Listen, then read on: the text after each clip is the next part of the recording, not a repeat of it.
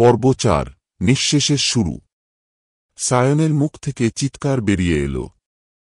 সে দেয়াল চাপড়াতে লাগল, দরজা খুলতে চেষ্টা করল, কিন্তু কিছুতেই কিছু হচ্ছে না।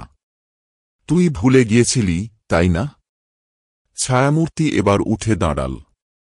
তার কণ্ঠস্বর কাঁপা কাঁপা, কিন্তু তাতে যেন হাজার মানুষের কান্না মিশে আছে। এখন সময় হয়েছে। তোকে আমার জায়গায় বসতে হবে। সায়নের শরীর শক্ত হয়ে গেল।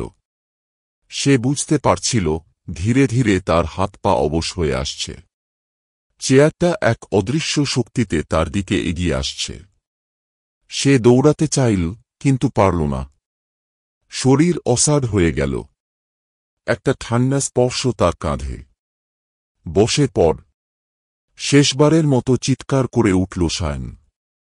তারপর সব অন্ধকার। বাড়ির বাইরে রাতের বাতাস বইছিল।